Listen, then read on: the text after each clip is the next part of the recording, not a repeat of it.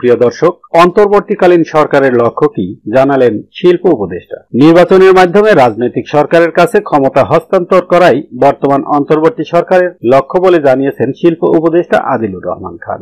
শুক্রবার বিকেলে নাটোরের লালপুরে নর্থ বেঙ্গল চিনি কলে 2024-25 আখ মারাই মৌসুমের উদ্বোধন করেন তিনি। শিল্প উপদেষ্টা বলেন, বর্তমান সরকার অনেক কিছু করে দেবে সেটা সম্ভব নয়। সরকারের উদ্দেশ্য নির্বাচনের মাধ্যমে রাজনৈতিক দলের কাছে ক্ষমতা হস্তান্তর করা, তখন তারা এগুলো এগিয়ে নেবে। তিনি বলেন, দেশের চিনি কলগুলো আবারও সচল করা হবে। চিনির উৎপাদন বাড়িয়ে আমদানি কমিয়ে আনাই সরকারের লক্ষ্য। এ সময় শিল্প মন্ত্রণালয়ের সিনিয়র সচিব জাকিয়া সুলতানা, নর্থ বেঙ্গল চিনি কলের ব্যবস্থাপনা পরিচালক খবির উদ্দিন মোল্লা উপস্থিত ছিলেন। চলতি মৌসুমে 2 লাখ মেট্রিক টন আখ মারাই করে নর্থ বেঙ্গল চিনি কল 15,000 মেট্রিক টন চিনি উৎপাদনের লক্ষ্যমাত্রা নির্ধারণ করেছে।